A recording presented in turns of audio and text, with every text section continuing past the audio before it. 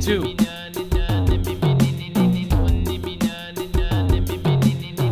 Tonight, we have so much to go over in a short amount of time. We have, of course, the strike on Doha, one of our allies, by Israel. We have, of course, the drones that went over Poland for the first time. Poland has actually shot down Russian drones. They have, of course, been testing the new Doomsday plane. There is just a ton going on, plus pensioners blown up. We're going to go right into one of the first stories. In fact, Russian bomb kills at least 20 picking up their pensions, or at least that is what is claimed. The Russian exploded on Tuesday on a crowd of older people as they picked up their pension payments in a village near the front line in eastern Ukraine, killing at least 20 people. The local authorities of Donetsk region reported a death toll of 21 and said that an additional 21 people had been injured. A video shared by Mr. Zelensky himself showed scattered around a burned minibus. The veracity of the video could not be immediately and independently confirmed.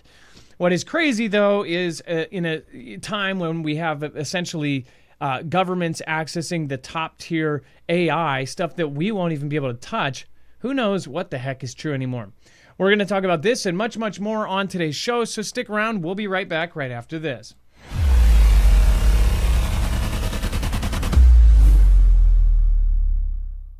Nothing in the show should be considered legal, medical, or financial advice. The views of the callers can differ considerably and do not necessarily reflect my opinion, Dex's opinion, or anyone else who works with the show. You should always do your own research and consult with professionals. The internet is full of fake news, so please take everything with a grain of salt. If you have not already, it helps us out if you end up going through any of our affiliates, and it helps you out if you end up protecting yourself against cybercrime. NordVPN is one of the best and one of the easiest to use. If you do not have a virtual private network, it protects your IP address, which is your online identity, which actually connects to your real address and everything else. It also connects to you. If you know anything about how they are data logging and basically getting your profiles down, you can prevent that by having a VPN. Nord is, again, one of the easiest. Download it. It's like an on switch and off switch. All you have to do. Go to marfooglenews.com/VPN. Not only will you get a giant discount on this, but you will also be helping us. I appreciate your support, and I appreciate everyone that goes through any of our affiliates. Can't say thank you enough.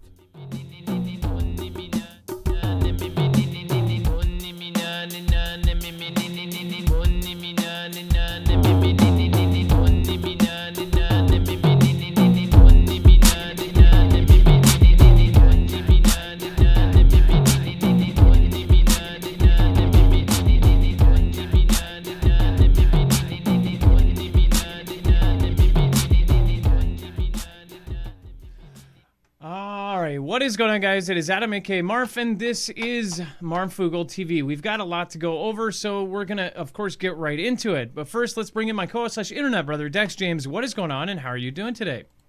Hello, Adam, and hello, Foogle fam. I'm doing just fine. All right, so first of all, let's go into the next piece, which is, of course, Israel and this huge strike in Doha. Well, yeah, certainly. So, look, Russia, or not Russia, but the Israel has bombed Doha and did a strategical strike. And according to, the White House, the president is saying that we're criticizing Israel for doing this. They said that we had no knowledge of it. It's the attack targeted the actual ceasefire negotiations. They said it potentially undermined the peace talks. Trump clarified that a warning to the Qatari officials was attempted, but it was obviously too late because by the time Israel told him about it, they had already started it. And then he reached out to Qatar, and of course, Qatar is claiming, hey, well, nobody told us. We got no prior notice that this was happening. So, while, our president's supporting the elimination of Hamas, he's got a lot of regrets over the strike, emphasizing the role that Qatar plays as a U.S. ally, because we have American military presence there. We have a large set of personnel there, and they've been a pretty decent ally of ours. So Qatari officials condemned the strikes as unacceptable, and noting its disruption of the ceasefire efforts and the progress of the hostage negotiations as well. So this is kind of a big deal. It kind of came out of left field. I don't know if anybody had this one on their bingo card, that they would reach into a country like Qatar in the midst of negotiations and try to take them out. I mean, I was kind of shocked when I heard this story. I guess I'm more hesitant to think that the U.S. did not know about this. I mean, they could potentially, do some sort of missile strike and push the button without telling a single soul. But I would think the second that it was fired, that the U.S. probably knew or something. I mean, why would Israel not tell the U.S. about this? I would also think that we would. Yeah, I know, but are we really? Like, that's the thing. Qatar could be for it too. Qatar could have known about it, but how many civilians are going to agree with a strike on a residential neighborhood? That's what I'm saying. Yeah, I mean, I get that, but at the same time, I mean, ultimately, if there was going to be a surgical strike of taking them out, I guess we wouldn't have been in favor of it. We've always been pushing Netanyahu to back off of the strikes that are outside of the country. Publicly, and they allegedly not kept him from striking Iran until the last minute. He put it off a few times. I guess we're just lied to so much, when they say, "Oh, well, we didn't know." I just, there's a 60% chance that that's a lie too. But again, we don't know. But what we do know is that this strike happened and that it is bad. Scenic Adventure's good thing. The Guard and such are deployed in our city so they can get warmed up for the overseas conflicts. Live training exercises, I suppose. Well, hopefully the National Guard stay here to protect us against invasion while our other men and women are over in World War III. And then Hammer Guy, we've got Douglas Sullivan, Wiz Jen, Flip Flop Joe, but yeah, who knows? And that would be crazy if our National Guard ended up getting pulled into the regular wars because there's just so many. All right, and then going into our next story, we have Poland closing Belarus border due to aggressive Russian nuclear drill.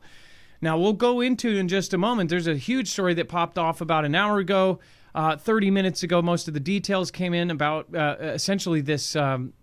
Poland just took down one of the first Russian drones. We'll talk about that here in a minute. Again, what we think about it, because it's, everybody thinks, oh, it's a drone. It doesn't have a Russian soldier in it. But eventually, they're all going to be drones. So when are they going to stop looking at it as a drone and start looking at it as Russian military? I mean, that's what it is, right? I mean, that's what they say it is, but they don't act the same. If it was a Russian soldier that was just shot down and a Russian pilot, it would be different.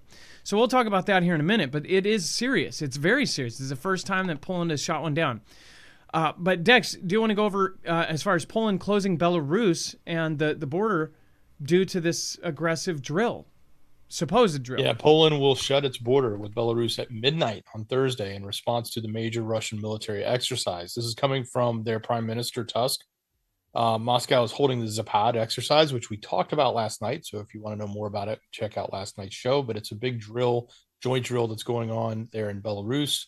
It's led by the Kremlin and Belarus together.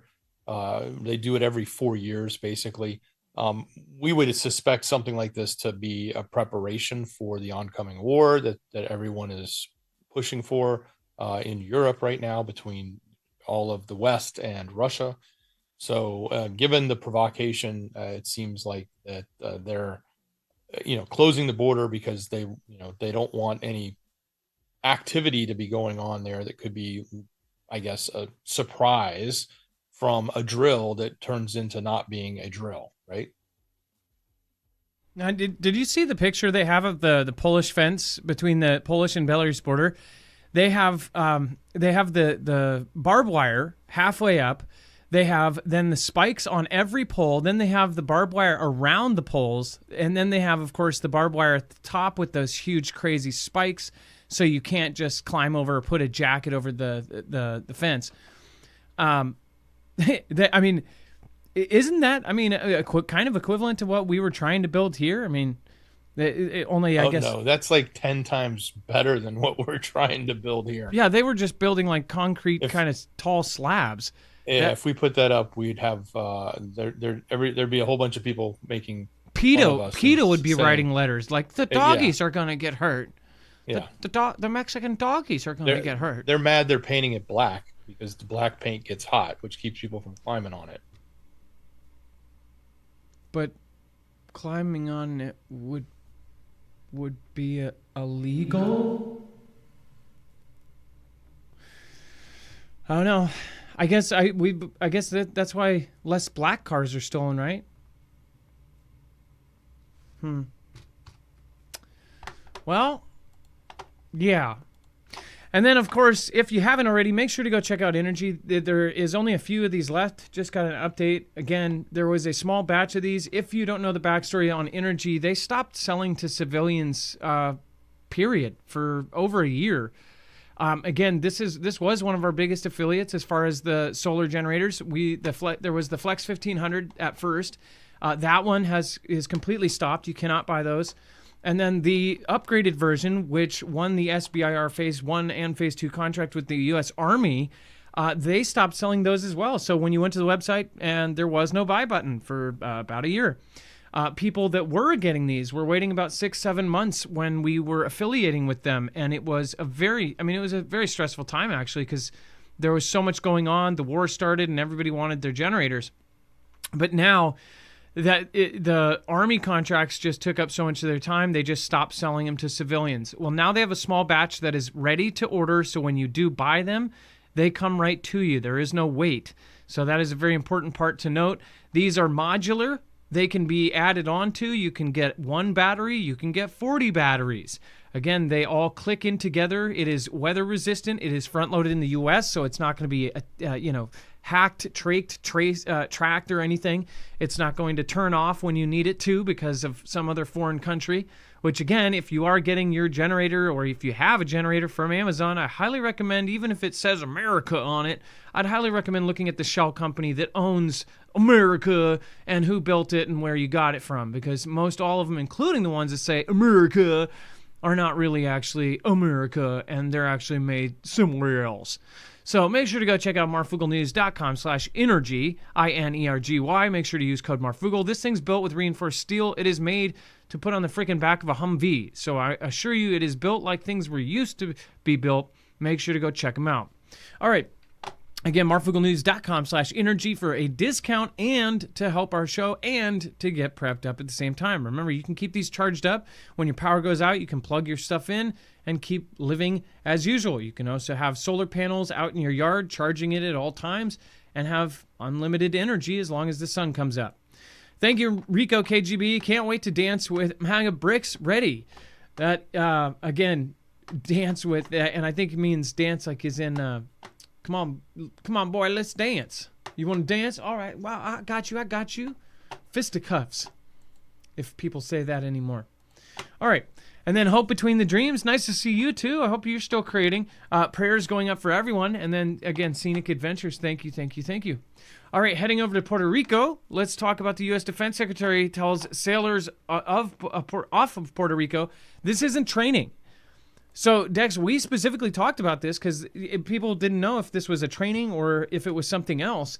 Now he's clarifying. He's saying this is not a training. This is not a drill.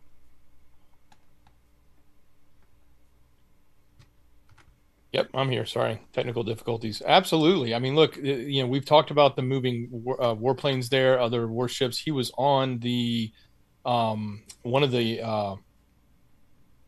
amphibious assault ships, the Iwo Jima amphibious assault ship, and he was specifically speaking to the troops, and he says, what you're doing right now, it's not training. This is a real-world exercise on behalf of the vital national interest of the United States of America to end the poisoning of the American people, insinuating, again, the work that's happening to go after the cartels in South America, in the Caribbean, presumably in the Gulf as well, as that expands. And how do we know exactly what they're doing in this training? Again, when he's saying this, he could be saying it in general. The drills could be to take out Venezuela. We don't know exactly what they're doing there. And for him to say that could be code, hey, by the way, you guys, you're not training. This is the real deal, so get ready. And letting everybody else know that this is no joke. To say that this isn't a training and that you're getting ready to do something, this is an exercise right before start. That should tell you something. Everything that is going on over here, it looks like everyone is getting ready. And even him saying, this isn't a drill. This isn't a training. This is getting ready to do something. That should tell everyone exactly what is going on right now. There's multiple countries preparing to do something, so pay attention. I would highly recommend getting prepped up, have a plan, food, water, just in case. Because this isn't just one country. It's not just Puerto Rico. It's not just Venezuela. It's not just Cuba. It's not just Nicaragua. It's not just North Korea. It's not just Russia.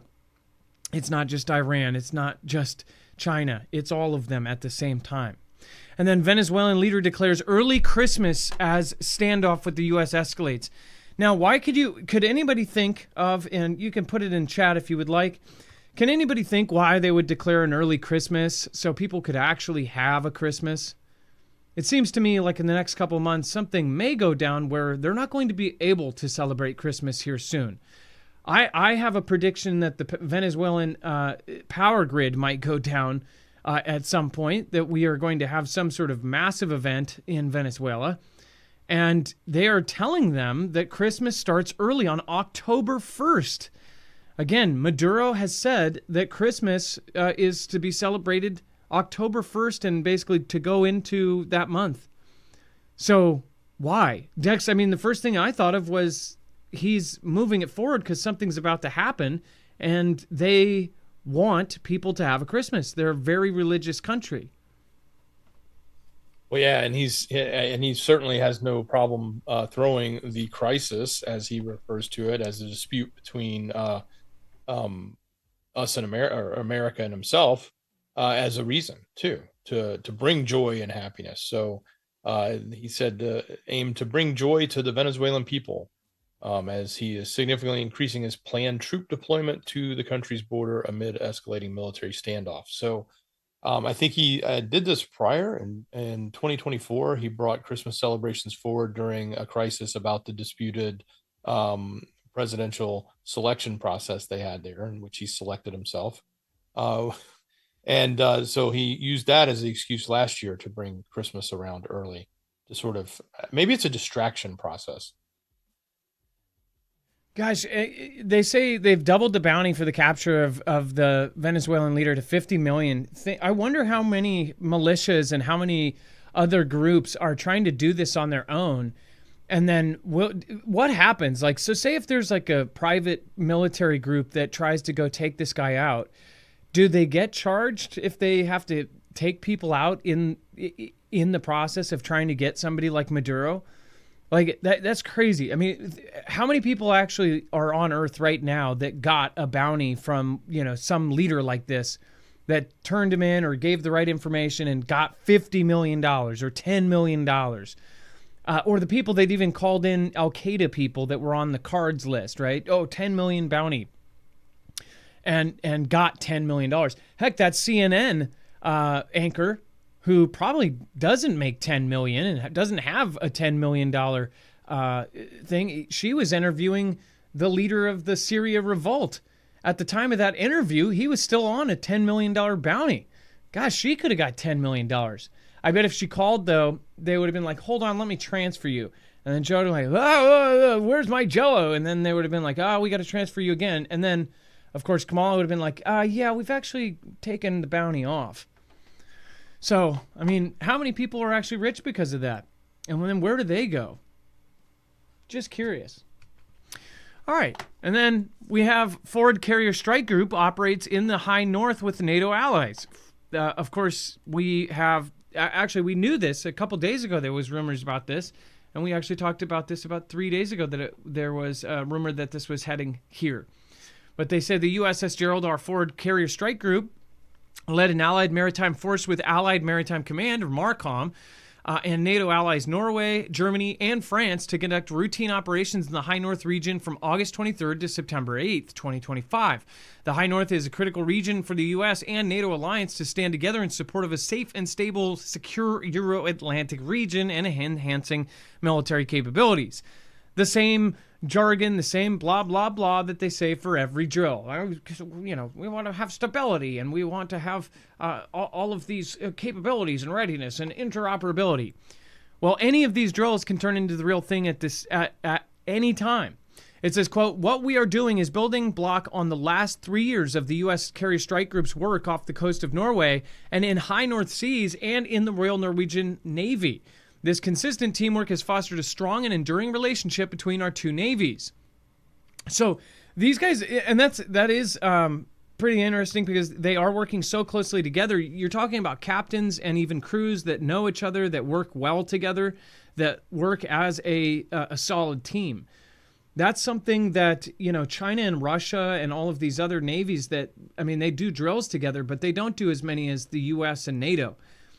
Dex, wouldn't you say that these drills actually do have a huge positive effect? And it's part of the reason why we have one of the best militaries and why the NATO alliance is really that strong. Well, yeah, and a drill with a carrier strike group is a rather large drill, right? That's a big investment on our part. Yeah, we're talking about, it's not just a carrier, it's a strike group that goes around it. Every carrier that goes out has a whole team around it because carriers are essentially defenseless without these other ships around them. So they have pretty much every asset covered around them from, of course, destroyers and the other warships and submarines that are far off where they can just literally call on any kind of defense that they need. And then, Dex, let's talk about the new video that shows the U.S. military's direct hit on a glowing UFO with a Hellfire missile. So, yeah, here we go. More UFO talk. So a group of military whistleblowers have revealed under oath that they've seen UFOs, and U.S. intelligence communities attempted to cover it up. Of course, we know that. They say it all the time. But 3 Navy and Air Force veterans testified Tuesday morning at a third congressional hearing on an unidentified anomalous phenomenon, a UAP, the new term for UFOs. During the hearing, one of the congressmen showed a shocking new video of a UFO being struck by a Hellfire missile from a U.S. military drone in October of 2024, last year. The missile bounced off the mysterious orb, which kept traveling at an extreme speed, and it was off the coast of Yemen when this happened. Jeffrey Nutelli, a former U.S. Air Force military police officer for 16 years, called the new video exceptional evidence of the existence of UFOs, or UAPs, whatever you want to call them. He and the other whistleblowers discussed how they saw multiple types of strange unexplained craft while on duty, et cetera, which we've heard that type of story over and over again. But the idea that this object basically bounced a missile off of it and just kept on flying. I go back to the fact that a lot of people have suggested that this is new technology, that it's our tech, whether it's reverse engineered from some other thing or just the latest and greatest skunk works getting exposed out into the real world in places where there's not many eyeballs visible on it, like, off the coast of Yemen, so to speak, or in the middle of a desert or off the Pacific coast somewhere. So I just wonder if that's what it is, if this was like the Lockheed technology that they were trying to write it off as. I think maybe 3 stories ago we spoke about when it came to the UFO topic, but very interesting description of this thing just like taking a beating and keep on ticking, right? Yeah, and so we did a poll a couple weeks ago. The UFO stuff has not gone away. It continues to pop up into these hearings. You have Chief Wiggum here, Wiggins, saying that he revealed how he witnessed multiple TikTok craft. You have so many different stories like this that have come out almost every other day. You have more whistleblowers, and a lot of people look at this and say, because of the number of people that have come out, how could this not be true? Well, the thing is, with technology where it is right now, we've always thought that the U.S. was way, way ahead of anything else. But where would this tech have come from? How would they have kept it secret for so long, unless they had access to stuff that somebody didn't? So that there is still a belief that, some of this stuff may be from off Earth, or it is from ancient technology, or from some sort of visitor from another planet, angels, who knows? But one thing that is for sure, this whole thing just keeps being used as a distraction as well. So it's hard to tell the truth from fiction. Go ahead. Yeah, and there's that other narrative about the unidentified interstellar object that's coming in that's very large, that is also being touted as potential alien or foreign in nature, not natural. And the idea that it would be producing scouts that would go out in front of it. Oh, by the way, it was called Scout. You would think if a large civilization was coming in with a massive craft, they would probably send a bunch of things here early to check things out and make sure everything looks right before they get here. Give them the recon, right? Just like in normal ops. So, Look at it the can be lineup. fun to think about it. It'd be a great science fiction movie. But Dex, is there a way to find out when is this Atlas going to be the closest to Earth, or when is it? I think it darts behind the sun this fall. Like, was it November when we were reporting? I think it was in November. It was going to go behind the sun, which would be close. And I think at some point it was going to get near Mars, or near Mars's orbital path. Like, what if that is a ship and it's going to check up on Mars because Mars is being terraformed as we speak with Optimus bots or something, and they've had BFRs go there, land, and they've got AI running a whole crew of Optimus bots building a base, and some interstellar alien is going, hey, we got to check up on the humans. Earth C-15 is actually, now multiplanetary, so we're going to go introduce ourselves. That's always been the theory, and people think that's all fiction. But look at how many things that were fiction back in 1900, back in the 1800s, before we had the early 1800s, before we had electricity, and you then have these fictional writers that wrote things that absolutely came true because the human mind could think of something that was feasible and possible, even just we didn't have the technology to do it, and then all of a sudden it is possible, and it's now taken for granted. So it is interesting to think about this kind of stuff because, who knows, what if this is actually maybe angels ride around in spaceships? But look, if that thing darts behind the sun and doesn't come out the other side, I think we got a problem, because that would be strategically the proper place to position yourself, is behind the sun from Earth, because then you could park in the solar system and not be seen. Obviously. I don't know how... It would be the hardest to detect, because you have to look, you have to shoot equipment at the sun to see something coming from the sun. Okay, so I don't know how long we've been able to look at the sun as clearly as we do, but have you seen some of the videos Wages has gotten from the videos of the sun? These objects that go right up to the sun, it looks like they're absorbing something and then they fly off. Have you guys seen this? Wages has shown us multiple videos, and he's found these, and nobody covers these. They don't get mainstream coverage. He literally has videos that are mind-blowing of these things that go right up to the sun, and it looks like something's right there absorbing whatever energy from the sun and then flying off, as if they're using it as a generator or something. It's really, really crazy. One of these days, we'll have to have Wages call in and show some of the videos. I bet there's tons of highlights of this, because what if that's what the interstellar thing is doing? What if it went up to the sun, soaked up all of the energy, and then it takes off from there and is able to go other places? What if that is how interstellar travel is possible? They come up with a system where it's technology. It's where you go close to a sun. You have the technology to obviously protect yourself from the heat of it. You use that extreme heat to generate an almost unlimited power source. It's a thought. And then before we move on, make sure to go check out My Patriot Supply. If many of you have 3 days of food in your fridge, I highly, highly recommend having more than the average person, because obviously anything can happen. We could lose power. You could have a storm. You could have a tornado. You could have an earthquake knock out your entire town. So again, it is highly, highly, highly recommended that you end up getting yourself some food.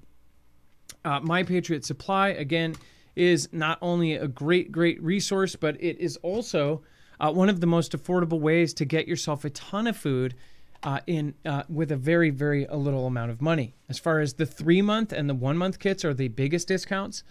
We've had discounts of even up to $200 off on the 3-month kit. Now, when you actually look at the real total of these things, you're like, wow, this is actually less than what I spend in 3 months at the grocery store for my regular groceries. And these are freeze-dried foods that last 25 plus years. I hope that people do take our advice and go at least get yourself prepped up. If it's not through us, then make sure to go to the store, get yourself some food that's going to at least last 3 to 5 years, and keep track of it. Rotate it in. FIFO, first in, first out. Use it and eat it. Again, when it gets old. You don't have to waste anything with prep food. Again, if you hit that expiration date, you should be eating it, not throwing it away. All right, and then that's at marfooglenews.com/prep. You don't need a code, just use that link, and not only will you get a massive discount, but you will also help our channel out at the same time. All right, and then the Pentagon is testing this new Doomsday plane. So I have a prediction that this thing is going to be moved up. They say 2026. I believe that this is actually going to be done.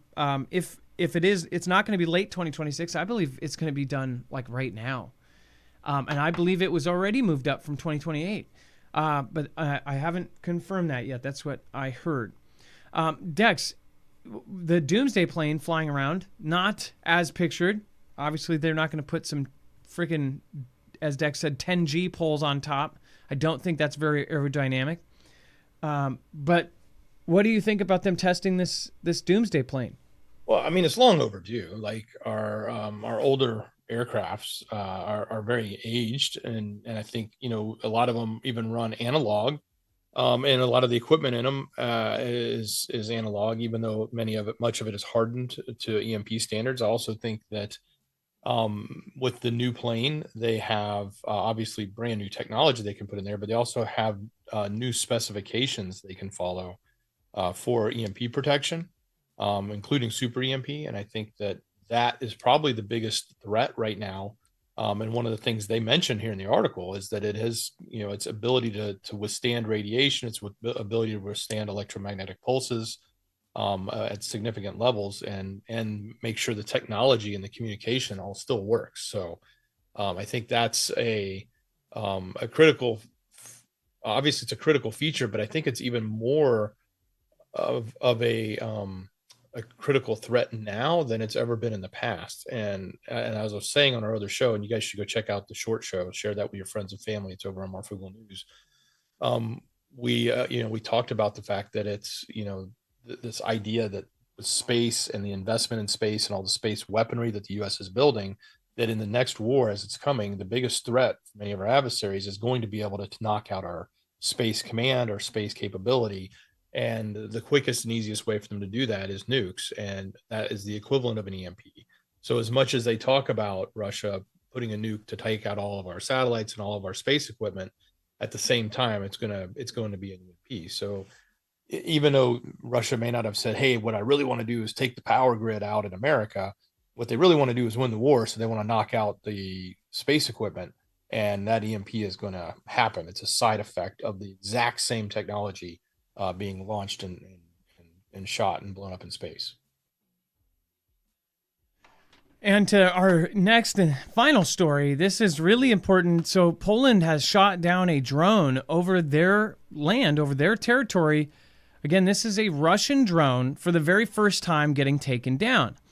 And as I was explaining earlier, it's like, when are they going to start looking at this as something else? Obviously, even our own Top Gun program is most likely going to end. You're not going to have these flyboys that are, these aces flying around in jets anymore. You're not going to have F-35s and F-16s piloted by people. You're going to have robot jets, and that is a drone.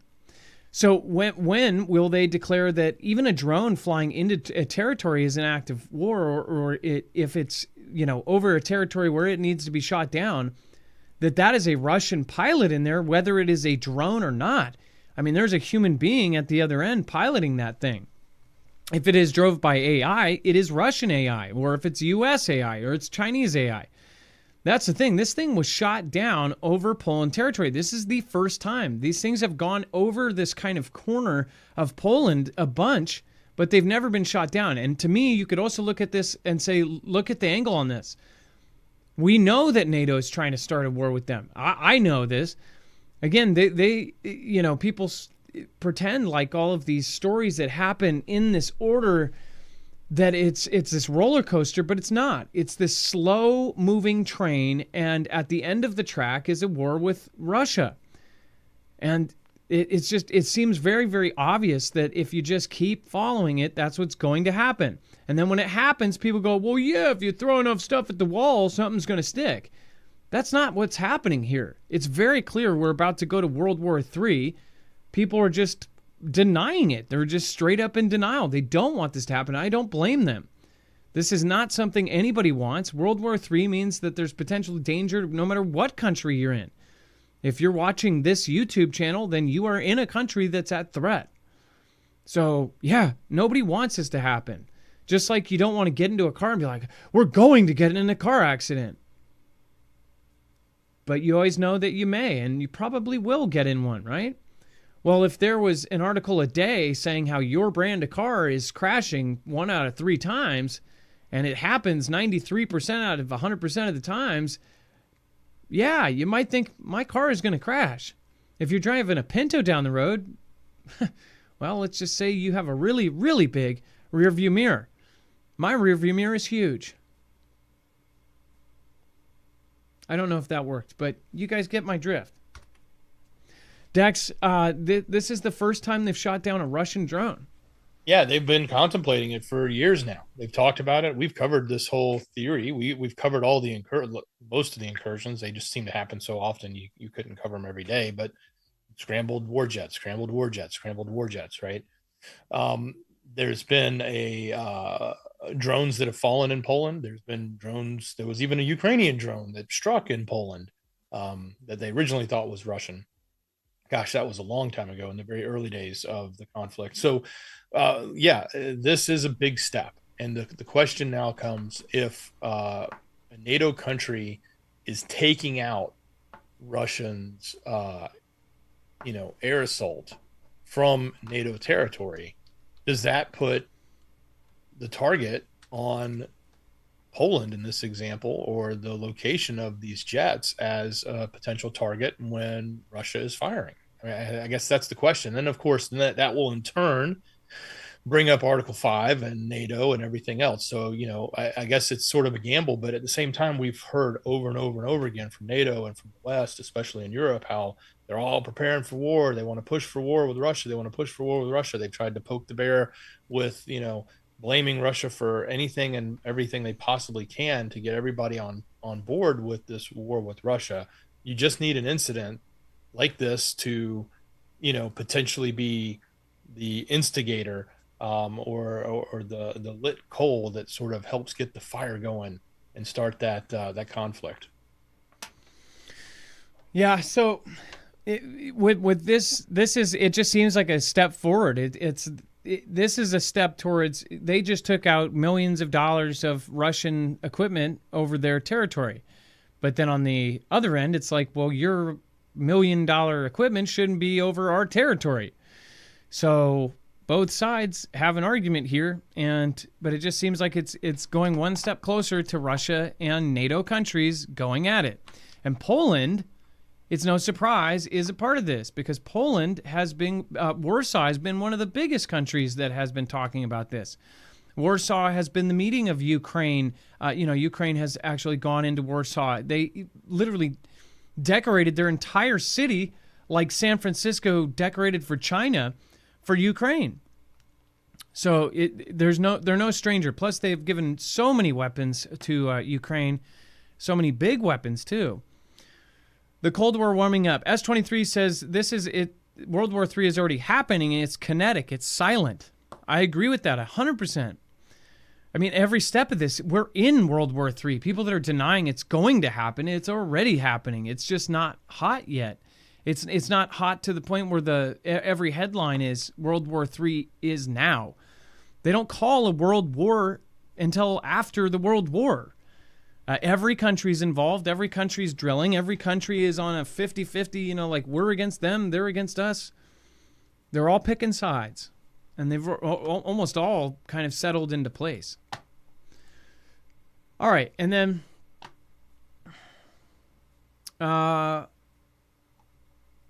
somebody said something pretty funny too. Oh, yeah. The best thing I saw in a rearview mirror was Kansas.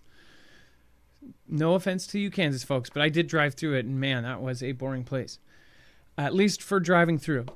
And then what was that? Scenic Adventures, as far as the UFO, the interstellar visitor, right? Said, hey, look at those stupid Earthlings about to extinct themselves so we can move in, LOL. Yeah, we're getting evicted by ourselves, I guess. It's like those people that party so hard, they get evicted. put holes in the walls, rock star lifestyle without the rock star money, and then get evicted from their place of living. And then, of course, one thing I thought of is, what if it is because in just a short few months, they know we're going to get into a huge, massive world war or a nuclear exchange that destroys the planet. UFOs come in, or Project Bluebeam comes in right at the last second and says, they do a projection of Jesus in the sky and say, please, humans, stop fighting. Something. Who knows? What do you guys think? Let me know in the comments down below. Dex, thank you so much for your service tonight. I appreciate you. Absolutely. Much love. Great job, brother.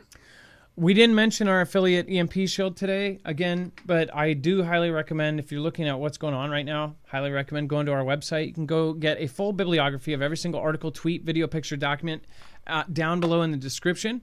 Again, that is right here. Pentagon, this is not a drill. On top of that, over on the right, you've got the EMP Shield there. If you want to go get one, it's highly, highly recommended so you don't get then you can actually get home to your family after multiple EMP strikes. In my personal opinion, that's the most likely, along with satellite and underwater cables cut all at the same time. All right, you guys, have a wonderful night. It is now time for the shoutro. It is not an outro. It's not a shout out. It is a shoutro.